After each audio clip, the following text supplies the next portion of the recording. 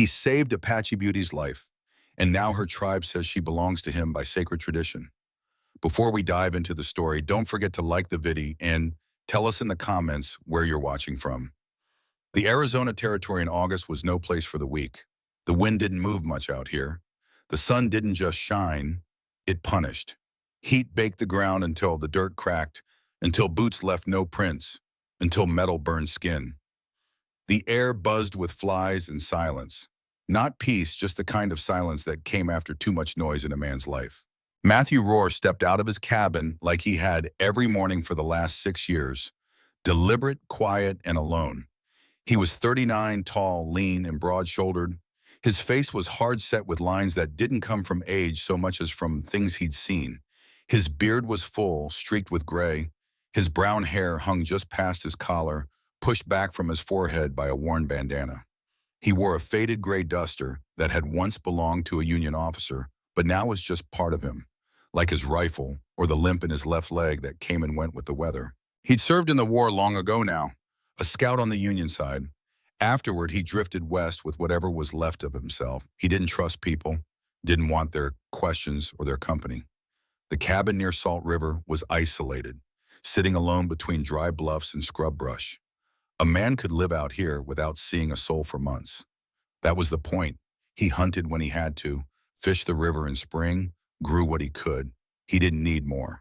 Until that morning, he was headed for the trough near the corral. Same path, same boots, same rifle slung across his back.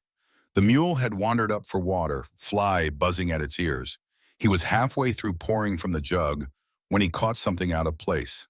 Just past the trough, lying half in shadow against the post rail, was a body. He stopped cold. It didn't move. His hand drifted to his rifle. Too small to be a man, legs were bare to the knee, skin dark, burned by the sun, blood dried at the thighs and ribs. Long black hair tangled across her back, stuck to the dirt. Her dress was leather, Apache style, torn, worn down to nearly nothing. The neckline had been ripped, hanging low across her chest, barely covering her. Her side was slashed open, her thigh soaked in dried blood. One foot was blistered raw, and she wasn't dead. She was breathing. Matthew's first thought was to walk away, not because he didn't care, but because he didn't want the trouble. Apache meant danger. Somebody would be looking. Bounty hunters, maybe, soldiers, locals with pitchforks. And if she was running from something, that meant whatever she was running from might come looking too. He stood there for a moment, jaw clenched. She stirred faintly, lips dry, too weak to speak, just a flicker in her throat where the breath caught. God damn it! He moved quickly after that, set the rifle down, squatted beside her. She was warm, fevered. Her leg wound looked deep but not fresh. Side torn from a knife, maybe 3 days old, maybe 4.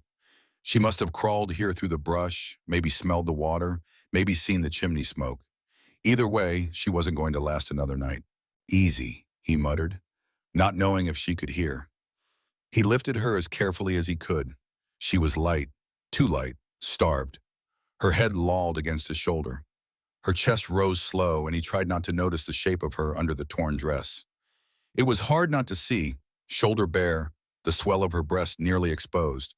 But he turned his eyes away and focused on getting her inside. Inside the cabin, he cleared the cot with one arm, moved the tools, the blanket, the flask. He laid her down, then stood over her for a second. Breath held. She didn't wake, just twitched once, a spasm of pain, maybe. He got to work, boiled water in a tin over the fire, cut bandages from an old shirt, found his needle, his whiskey, the old thread spool. He stripped the leather off her thigh with careful fingers.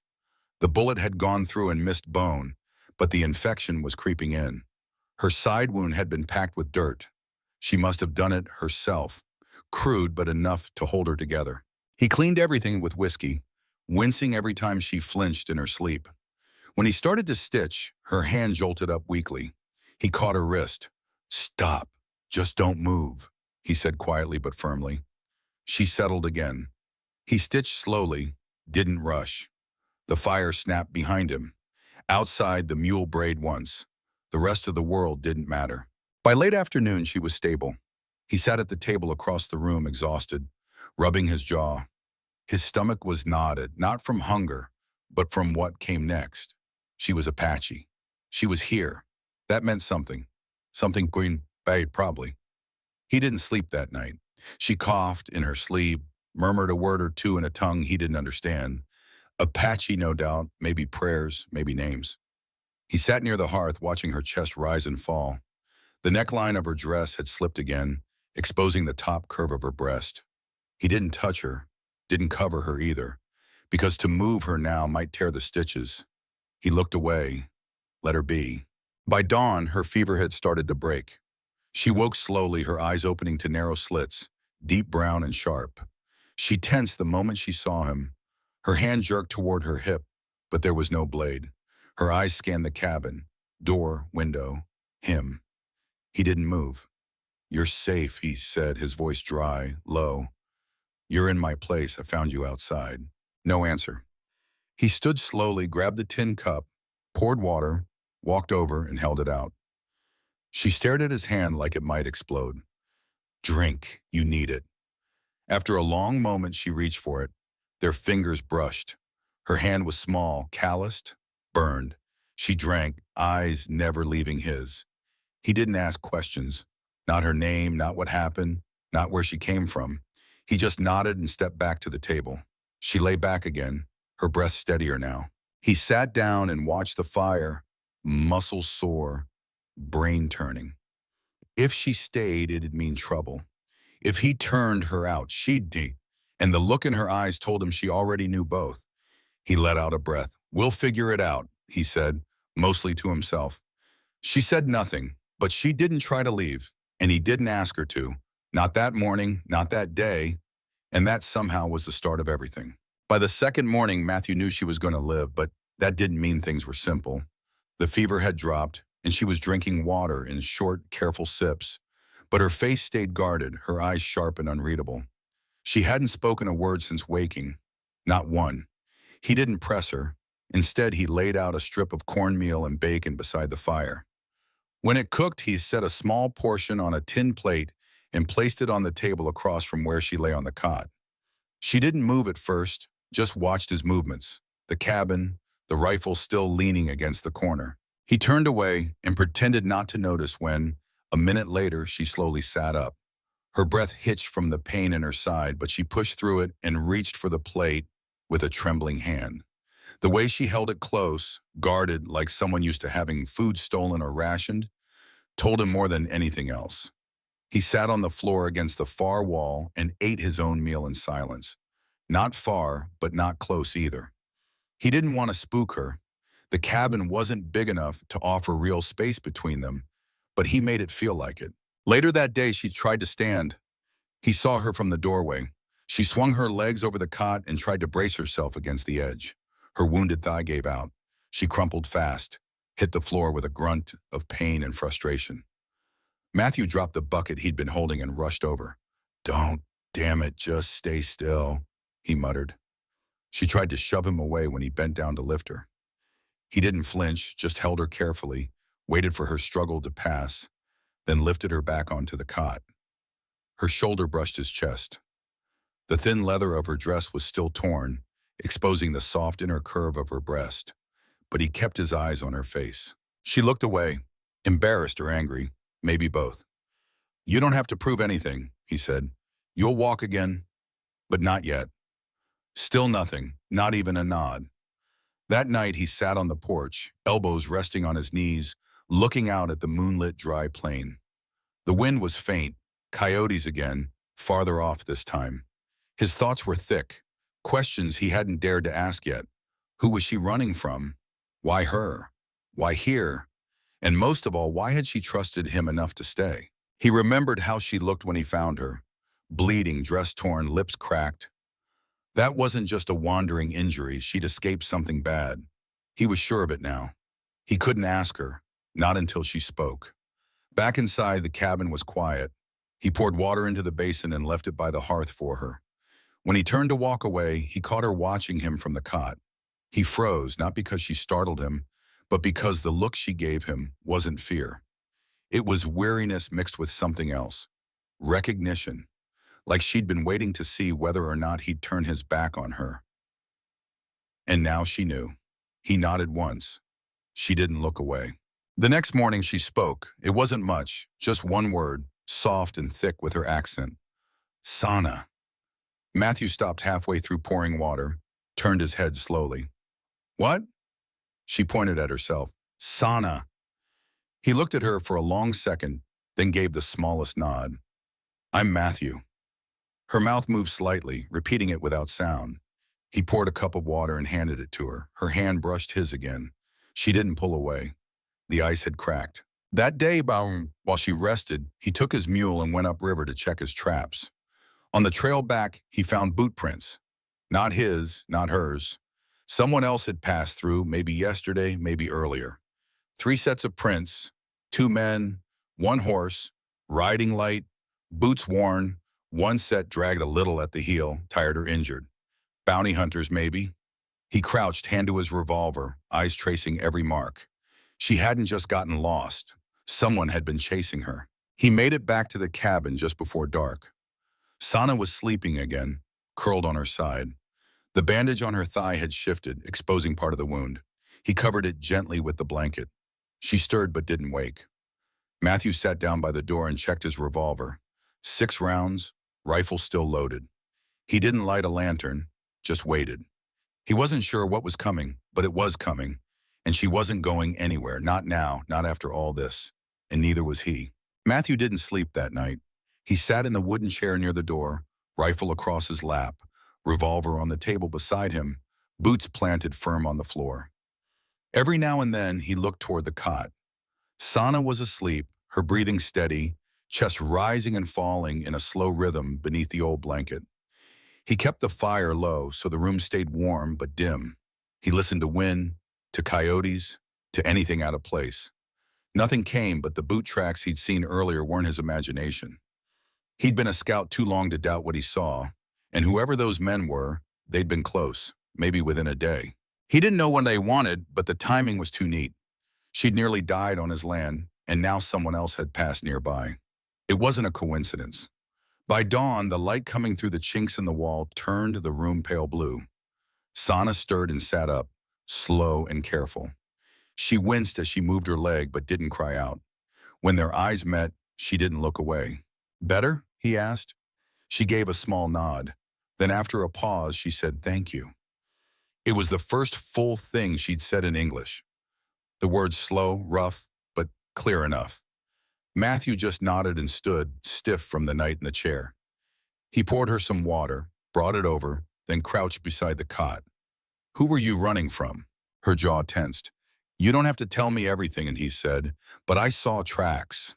Men, not far. Sana looked down at her hands in her lap. Her fingernails were cracked, her knuckles still scraped raw. She stayed silent for a long time, then spoke again, broken English but direct. 3 white men. They killed my uncle, shot my brother, took me, tied hands. Say sell me south. Her voice didn't break. It was flat, mechanical, like she'd already gone over it again and again in her head. Matthew didn't move.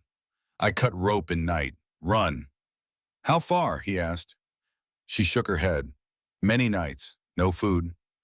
You came alone all that way? He asked, not in disbelief, but as a measure of what she'd endured. Another nod.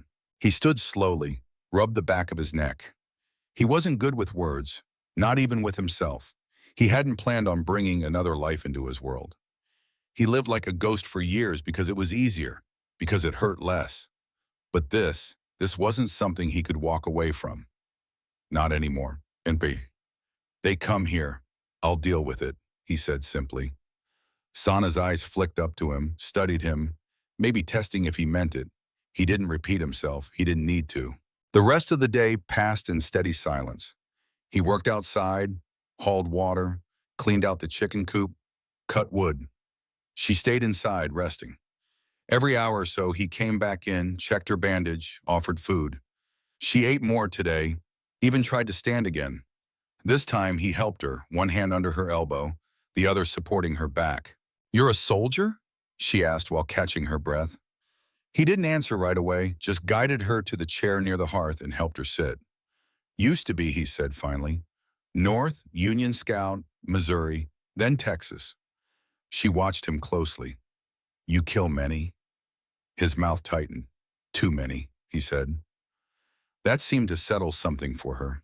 She didn't press, just nodded and leaned back, letting the fire warm her face. A few hours later, she slept again, curled in the chair now, not the cot. Her body still fragile, her breath slower. The curve of her shoulder caught the firelight through the torn dress, and her legs, though bruised and scraped, were strong beneath the scars. He glanced once, then pulled the blanket over her again and stoked the fire. Outside, he checked the traps again, then the perimeter.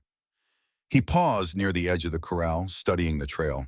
The boot prints he'd seen were gone now, washed out by last night's wind, but he remembered the direction, east toward the ridge. If they were bounty men, they'd circle back. Maybe today, maybe tomorrow. He returned to the cabin and started boarding the windows from inside quietly. No panic, just precaution. When Sana woke and saw the wood over the frame, she didn't ask. She just watched, her mouth pressed tight, eyes following his every move. You stay? She asked, voice softer now. He turned to her. She was standing again, on her own this time, hands braced on the wall. I mean, you not send me away. He looked at her, really looked. At the bruises still healing, the fresh scars, the look in her eyes that hadn't fully softened. No, he said, you're here now. She nodded once like she'd expected that answer but needed to hear it anyway. And then she did something she hadn't done since she arrived. She reached out, just a hand resting briefly on his arm. He didn't move. He let her. She left it there for only a moment, then turned and sat back down. But that small act said more than anything else they'd exchanged. They were no longer just survivor and stranger. Not after that. And whatever came next, he wasn't backing down. The heat didn't let up. By mid-morning the next day, the wind carried dust across the flat like smoke off a dying fire. Matthew stood out front, sharpening the blade of his old hatchet against the porch post, glancing now and then toward the ridge. The trail there had gone quiet, too quiet, and that silence out here never meant safety. Inside the cabin, Sana was walking again, slow but steady. She leaned on the edge of the table for balance, her leg wrapped in clean bandages he'd redone earlier that morning. Her dress still hung low and tattered across the neckline, a clean tear running across the side where it had split days ago, but she made no move to fix it. She was past shame now. What she'd been through had stripped that from her. He noticed every time she moved, he noticed the curve of her waist, the way the leather clung to her hips, the top of her breast showing just enough to test a man's restraint. But Matthew didn't stare. He just looked once and then returned to his work. She saw that too. At noon, they ate together in silence, cornmeal cakes and beans. He poured water from the jug, handed it to her, and their hands brushed again. This time her fingers lingered for half a second longer before letting go. When she spoke, her voice came steadier. They come soon. I feel it. He nodded. I know. She hesitated, then asked, why help me? He looked at her, jaw tense, eyes shadowed by days without real sleep. I don't know, he said. Maybe because you were still breathing. Not many would help an Apache, she said, tone flat. Not accusing, just honest. I'm not most men. She watched him like she was trying to see what was underneath the scars in silence. She asked nothing else, but something in the way she looked at him shifted. That afternoon, Matthew gathered supplies. He loaded the rifle, checked the revolver again, set traps farther out along the ridgeline, not for animals but for warning. He taught her with gestures and slow, clear words how to reload the rifle, how to check for movement in the distance, how to stay quiet. She watched him with calm, steady attention. She was quick to learn, no fear in her hands, no hesitation in her gaze. She had lived through worse than whatever might come now. Late that night, after the fire had burned down to coals and the land outside was drowned in darkness, Matthew sat beside the hearth while Sana sat across from him on the cot. Her hair was freshly braided. Her skin, though still bruised in places, had begun to lose the sickly color from before. Her lips weren't cracked anymore. She was alive again, and she was letting him see it. Your family? He asked, the question low, respectful. She looked into the fire, her hands shifted on her lap, fingers curling. My mother died when I was young, she said. My uncle raised me. My brother, he was strong. Laughed. She paused, blinked once. They shot him first, just for talking back. Matthew's throat tightened. He didn't respond with words, just waited. They tied me. Said I was worth something down south for trade, for other things. He closed his eyes a second, jaw clenching. You kill them? She asked. No, he said. Not yet. Her head tilted slightly. But you will if they come here. They'll never leave. There was no threat in his voice, no emotion, just plain truth. She nodded. They sat like that for a while, the fire crackling low between them. The quiet didn't feel heavy anymore. It felt shared. Then slowly she stood, walked over to him, limping but unafraid. He looked up. She crouched slowly until they were face to face, then leaned in. Her hand touched his cheek. Warm, small fingers rough from years of labor. He didn't move. She pressed her lips to his, soft, careful testing. He let her. When she pulled back, her breath trembled just slightly. He touched her face then, gently, thumb brushing her cheek. You sure? He asked. She nodded once, but she didn't stay close. She stood again and returned to the cot, lying down quietly. No more was said. Matthew sat by the fire a long time after that, watching the flames burn low. He wasn't a man who believed in fate, didn't think things happened for a reason, but she was here and now he wasn't alone, and that was reason enough. The morning came with a different kind of silence, one that felt stretched too thin. The wind had died, the birds were quiet, and the mule near the fence line stood still, ears angled forward. Matthew stepped outside as usual, but his gut was tight. Something wasn't right. He scanned the tree line beyond the ridge. Nothing moved, but he didn't trust stillness. Not out here, not now. Inside, Sana was still asleep, her hair loose across the blanket, falling down over her shoulder. She had shifted in the night, and the thin leather of her dress had slipped again, exposing one bare leg in the gentle curve of her side. Her chest rose slow and steady. She looked peaceful for once, but Matthew didn't let himself linger. He looked, then turned away and loaded the rifle. He didn't tell her what he felt. Not yet. No sense waking her into fear. By the time she stirred, the sun had climbed halfway up the sky. He was at the table, sharpening his knife. You slept hard, he said, glancing over. She sat up, rubbing the back of her neck. Her voice was hoarse. I dreamed. Good or bad? Her eyes dropped. I don't know. They shared a quiet meal. Then Matthew showed her how to check the snare line behind the cabin. She followed him on foot, still limping, but stronger every day. Her wound had begun to knit clean, thanks to his stitching and the willow bark poultice she'd taught him to make. She hadn't said much about where she'd learned such things. He didn't ask. It wasn't his business. All he knew was that she'd lived a hard life and survived it. They stopped near the tree line. That's when he noticed something that hadn't been there the day before. A branch had been broken, not by wind, not by animal, human boots. He knelt and touched the dirt. 2 sets this time, lighter impressions, closer now. Maybe 300 yards from the cabin, maybe less. The spacing told him they weren't sneaking anymore.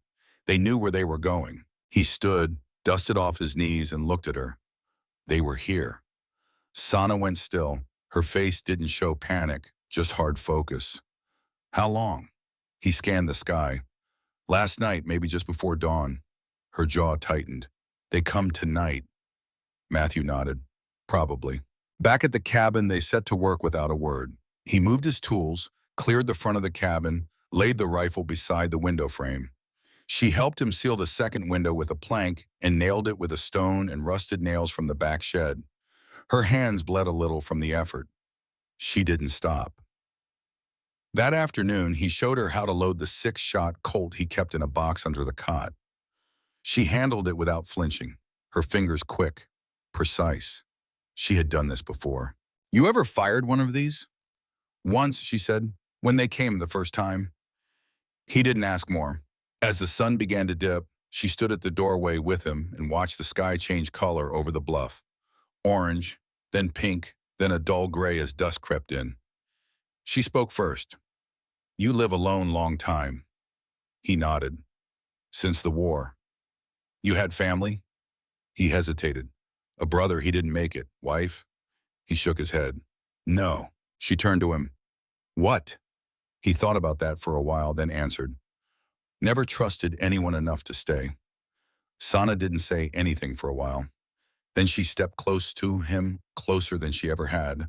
Her shoulder brushed his, her voice quiet. I stay. Not because I must, because I choose.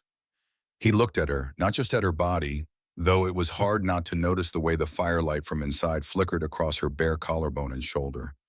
No, he looked at her face, her strength, her decision. I know, he said. That night they didn't touch, but they didn't sleep far apart either. She lay down on the cot. He pulled his bedroll beside it. No walls between them now, just space and breath and quiet understanding. But neither of them slept much. Around midnight, Matthew heard it first. Hoofbeats, distant but steady. He reached for the rifle, crept to the window, and peered out. Two riders coming slow, lantern dim, no conversation between them. Sana rose without a word, wrapped the blanket around her shoulders, and stood beside him. Her face was calm. They come for me, she said. He didn't look away from the window. Then they'll leave with lead. She didn't flinch. Instead, she turned and touched his wrist. Do not die for me. He looked at her, voice low. I'm not dying for you. She waited. I'm staying, he said. That's different. And she understood what that meant because she stayed too. No more questions, no more running. Whatever happened tonight, they'd face it together. The riders stopped less than 100 feet from the cabin. No voices, no calls, just the slow creak of saddle leather and the occasional snort of a horse unsettled by the scent of gun oil or blood on the air. Matthew watched through the cracked window pane. He could see the first one dismount. Broad shoulders, long coat, hat pulled low. The second man stayed mounted, holding both reins. They weren't in a hurry. That made it worse. He turned from the window and looked at Sana. She tied her hair back, the blanket still wrapped around her shoulders, but now knotted at the front. Her face was hard, but her eyes weren't panicked. She stood straight, the revolver in her hand. It looked small, but her grip didn't shake. You know them? He asked. She hesitated, then nodded. The one walking. Name is Fisk. He speaks little Apache. He said I was his now. Matthew's jaw clenched. The other, he laughed when they shot my brother. Matthew stepped to the door, checked the latch, then slowly unbarred it and opened it a crack. The man, Fisk, stood just outside the fence line, close enough now that Matthew could see the glint of silver along his belt buckle. His coat was dusty, worn from the trail, but his boots were polished. That said everything. You're on my land, Matthew called. Fisk turned toward the cabin, then raised his hand slowly. Empty. Don't want trouble, he said, his voice smooth, practiced. Heard you were keeping company that don't belong to you. Matthew kept the rifle raised. Ain't keeping anyone. She stays because she wants to. She's wanted. You wanted, Fisk said. Tribal bounty, escaped custody. She's free. She was property taken during trade. You interfere, it becomes your problem. Matthew stepped onto the porch. Sana moved quietly behind him, staying just out of sight, revolver in hand. She's not a problem, Matthew said, but you sure as hell are. The second man on horseback reached slowly toward his saddlebag. Matthew cocked the rifle. Move your hand again, and he's dead. The man froze. Fisk allowed a breath and smiled thinly. You really want to die over an Apache? Matthew didn't blink. I've died over worse. There was a moment then, long, quiet. The wind kicked up dust. The mule behind the cabin brayed once. Fisk lowered his hands. We'll be back, he said. And next time, we don't talk first. Matthew didn't reply. He watched until both men rode off, slow and unhurried, but not in retreat, just circling, planning. When the sound of hooves faded, he lowered the rifle and stepped back inside. Sana closed the door behind him. You knew they'd come, she said. Yeah. You still stayed. He turned to face her. I told you I would. Her mouth parted slightly. She stepped closer. They won't stop, she said. If you keep me here, they'll burn it down. Then we rebuild? She searched his face. You don't owe me this. He didn't answer right away. Then he said, I've done enough running in my life, hiding, letting things happen. She placed the revolver on the table, stepped right up to him. You want me here? He looked at her, not just her figure, though he noticed it, how the blanket had slipped slightly again, how her curves pressed beneath the thin leather. He looked past all that, at her strength, her pain, her choice. Yes. Then, for the first time, she leaned in without hesitation. She pressed her lips to his again, but this time slower, fuller. Her hand came up to his chest. He didn't flinch. He pulled her closer, one hand gently resting on her waist. Her body melted into his, and she didn't pull back. Her breath trembled against his mouth. They kissed like they meant it. When she finally stepped back, she didn't say anything more. He brought her into his bedroom that night. Not for anything rushed or wild, but just to hold her, skin against skin, her back against his chest, his arm wrapped around her middle. She didn't resist. No words were needed. In the dark, with her pressed against him, he knew something had changed. They weren't just surviving now. They were claiming something, a right to live, to stay, to belong. Morning would come, and with it danger. But for now, they were together, and neither one was alone anymore. The morning after their shared bed was cold and quiet, but neither of them felt the chill. Sana rose before Matthew, her bare feet pressing softly against the packed dirt floor as she wrapped herself in a blanket and crossed to the fire. The dress she wore was still torn, but she didn't bother adjusting it anymore. There was no need to hide in front of him. He had already seen her for who she was, survivor, not victim. Matthew stirred behind her, the weight of sleep still hanging in his chest. He watched her move across the cabin, the outline of her body catching the early light slipping through the roof gaps. He'd woken up with her tucked against him, one of her legs resting over his, her hand over his chest like it belonged there. It felt strange, not in a bad way, but in a way that made his ribs tighten with something he didn't know how to name. She turned, noticing his eyes on her. You sleep? She asked softly. Some. You think they come today? He nodded. If they meant what they said, they'll try before sundown. Sana sat beside him again, pulling the blanket over both their legs. Her voice was steady. If I leave, maybe they stop. He didn't answer, just looked at her, then leaned in and kissed her again. No rush, no heat, just sure. When he pulled back, he said, You're not going anywhere. Later that morning, they made preparations. He showed her where the extra ammunition was buried beneath the hearthstone. She sharpened the hatchet herself. Her limp had faded to a slight hitch in her step. She stood straighter now, shoulders back, eyes clear. It was easy to forget how broken she had been when he first found her. He reinforced the windows, nailed up fresh planks, stacked crates behind the door. Every sound from outside made them pause, listen, but nothing came. Around midday, they shared bread, jerky, and boiled beans. She sat across from him at the table, hair tied, face quiet. You never ask, she said suddenly. Why I survived, how I escaped. I figured you'd tell me if you wanted to. She looked down at her hands. The scars along her knuckles had begun to scab over. They took me with ropes, tied my hands, made me walk behind their horse. Matthew didn't interrupt.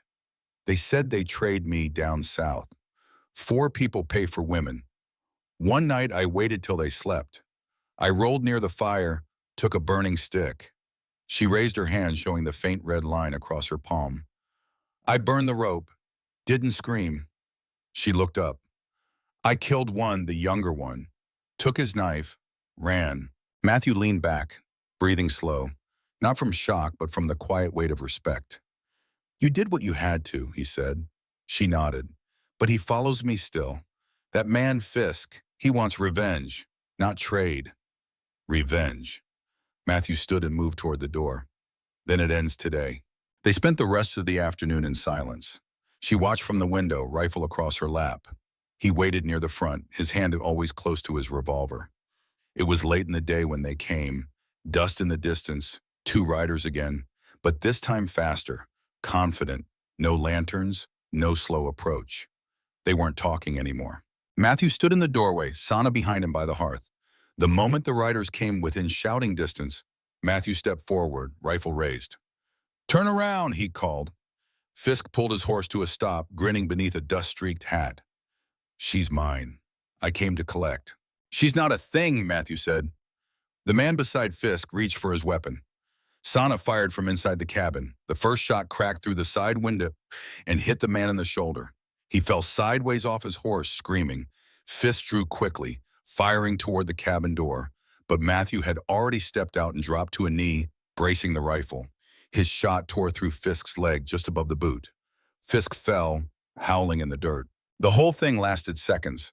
Matthew rose slowly, rifle still aimed. The second man crawled backward, leaving a trail of blood, yelling curses. "Drop it," Matthew said. The man did. The revolver hit the dirt. Matthew kicked it away, then walked toward Fisk. "You come back again? I bury you here." Fisk looked up, face twisted with rage and pain. "She's not worth it." Matthew crouched beside him, jaw tight. "She's worth more than you'll ever be." He stood and turned away. "Get out of here. Don't come back." He didn't watch them leave, he just listened. Horses retreating, the sound of pain trailing behind. Back inside, Sana stood by the window, breathing hard, both hands shaking. He went to her, took the rifle gently from her grip, and set it aside. "You're all right." "I shot him," she said, voice raw. "You did what you had to." She didn't cry, but her knees gave out, and he caught her before she hit the ground. He carried her to the cot and sat beside her, holding her against his chest. They stayed like that as the last light of day slipped across the floor. It was over, but they both knew something else had just begun. The cabin was quiet long after the gunfire had stopped.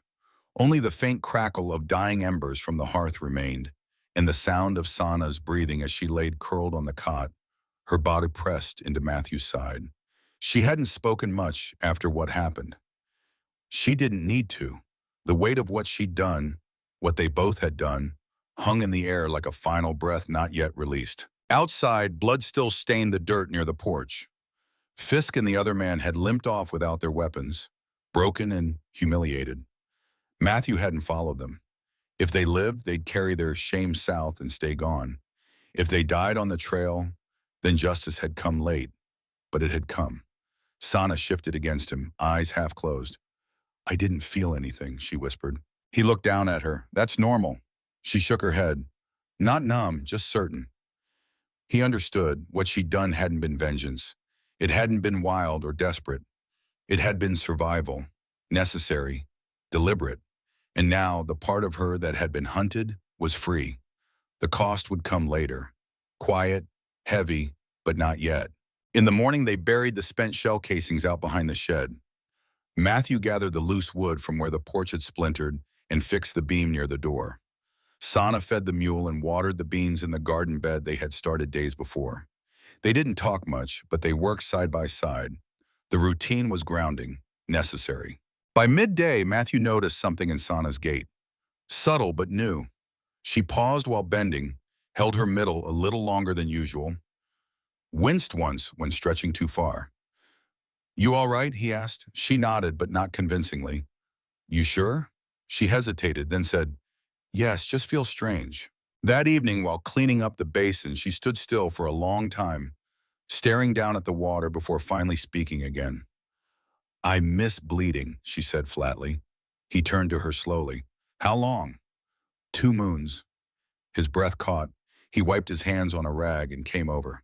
"You think?" "I don't know," she said, "but maybe." They sat on the edge of the cot. She leaned into his shoulder and he wrapped an arm around her without hesitation. She didn't seem frightened, more calm than anything, like part of her had already known. "I thought I couldn't," she added. "They said I couldn't after what they did to me." Matthew didn't ask who they were. He already understood more than enough. Her eyes said it, would have been taken, what she'd been forced to endure, what she was now reclaiming inch by inch. He pulled her tighter. "You're safe now. Whatever comes, we stay." "All right," she nodded against his chest. Later that night, the air grew cooler. They sat outside together, a blanket over their legs, a small oil lamp flickering at their feet. For the first time since she'd come to him, she began to speak about things not born of violence. "My real name is Sana Teni," she said quietly. "My mother gave it before she died from fever. My people, they're near Salt Cliffs, but I've not seen them in 2 winters. You ever want to go back? She was quiet then. They think I'm dead. He didn't push, but he saw the truth in her face. The way her jaw set, the glint in her eyes when the wind moved her hair. She wasn't sure where she belonged anymore, and maybe she didn't want to choose. You're not a guest here, Guy said. You don't owe me thanks or stories or staying, but if you do stay, this is yours too. She reached over and took his hand, lacing her fingers with his. Her touch was warm, steady. I know, she said. Inside, as the wind picked up and scattered dust across the shutters, they lay down in the cot together. No boundaries between them now. Her hand rested on her belly, his arm held her close. There was no urgency, just breath and skin and warmth shared after too many cold years on both sides. And when they made love that night, slow, quiet, unspoken, it wasn't from passion alone. It was a claim, a confirmation, a grounding. Her fingers clung to his shoulder, her legs curled around his, and when he kissed her neck, her chest, her lips, he did it without apology, and she received him fully. Afterward, she didn't cry, didn't pull away. She whispered his name once, soft against his collarbone, and he kissed her hair. They drifted into sleep like that, tangled, warm, unafraid, and for the first time in either of their lives, they dreamed without fear. By the time spring reached the edge of the Salt River, the cabin no longer looked like a place a man went to be alone. There was a new fence built along the rear lot, a row of tall wooden stakes for drying laundry, and a second cot moved against the opposite wall, though Sana rarely slept in it anymore. The air was warmer now, and with it came the soft scent of mesquite bloom and the distant hum of life returning to the land. Coyotes held farther out these days. The riders hadn't returned. Word had spread in their circles. The man up by the river wasn't one to test, and the woman with him wasn't theirs to claim. Matthew stood outside chopping wood, shirt sleeves rolled, sweat gathering across his back. The limp in his left leg had returned with the weather shift, but he didn't complain. He rarely talked about pain, physical or otherwise, but he spoke more now, not much, but more, because someone was listening. Inside, Sana swept the floor. Her belly was rounding now, not much, but enough that the old dress no longer sat right along her hips. She began stitching new cloth into the seams. She didn't talk about the child in words of fear or doubt, only in facts. It was coming. Her body had not failed her, and this time no one would take anything away. Matthew paused his work and leaned the axe against the stump. He watched her through the open door for a moment. Her movements were steady, purposeful. She was barefoot, her long black hair tied back with a strip of leather, and her profile caught the light in a way that always made him stop. Not because she looked delicate, but because she didn't anymore. He stepped inside and wiped his hands on a rag. You feeling all right? Sana looked over her shoulder. Tired. He pulled out a chair for her. Then rest. She gave him a look, half serious, half amused, but sat anyway. You always this bossy? He smiled faintly. Only when I'm right. She reached for his hand without asking, threading her fingers through his. I want the baby to be born here. Wasn't planning on taking you anywhere else. She nodded. When I was a girl, I thought I'd be married off by 14, maybe to some boy from the next camp. That was how it worked. And now she turned to him. Now I wake up beside a man who listens. Matthew held her hand tighter. There wasn't much to say after that. That evening, they sat together on the porch, a slow breeze moving through the brush, the last of the sunlight stretching long across the land. Sana's feet were in his lap. He was rubbing her calves gently, careful around the old wound on her thigh. We should build another room, he said suddenly. She looked down at him. For the baby? For you. I figure you'll want space once you're fed up with me. She laughed, really laughed, and the sound was low and real. If I didn't leave after you burned the beans twice, I think you're stuck with me. They sat like that a while longer, the silence easy. Then a shadow approached from the southern path. Matthew stood slowly, his hand resting on the butt of his revolver. Sana stood too, eyes narrowed, but the figure coming toward them wasn't hostile. He walked with open hands, older, long braids down his shoulders, wearing deerskin and bone beads. Behind him were 3 more people, 2 women and a younger man. Sana took a few steps forward, her breath caught. Then she whispered, "Elder Tanaki." Matthew looked at her. "My people," she said. Tanaki stopped at the gate, nodding respectfully to Matthew before speaking softly in Apache. Sana moved toward him quickly, embracing him. The other women joined, and one of them began crying softly. Matthew stepped back, watching. After a few minutes, Tanaki approached him. His English was rough but firm. "You found her, gave her life again." Matthew said nothing at first, just nodded. Tanaki's gaze was heavy but not hard. "By our law, she belongs to you because you saved her from death." Matthew looked at Sana. She stood tall now, hand resting over her belly, her eyes steady. "I don't own her," Matthew said. Tanaki nodded. "Then she belongs with you. Same thing." They offered to take her back to their people, but Sana refused gently. "I've made home here," she said, "but I will visit. I want my child to know where I come from." When the visitors left the next morning, she stood at the fence for a long time, watching them go. Then she turned back to the cabin. "We'll build that extra room soon," she said. He stood beside her. "We." She raised her brow. "I've seen how you hammer." They didn't speak of marriage in the way church folks did. There were no rings, no paper, no preacher. But she called him her husband now, and he didn't correct her. The child was born 3 months later on a cool evening, just as the sun went down. Sana labored hard, breathing slow, gripping Matthew's hand until his knuckles turned white. She didn't scream, didn't cry. And when the baby finally arrived, a girl, strong-lunged and warm, Sana held her like she'd been waiting her whole life for that exact moment. Matthew sat on the floor beside the cot, wiping his brow, heart still racing. Sana leaned her head against his and whispered, "She's ours." And he believed her. They named her Alana, after Sana's mother. By summer, the garden had grown tall, the extra room was halfway done, and the cabin was no longer just a shelter.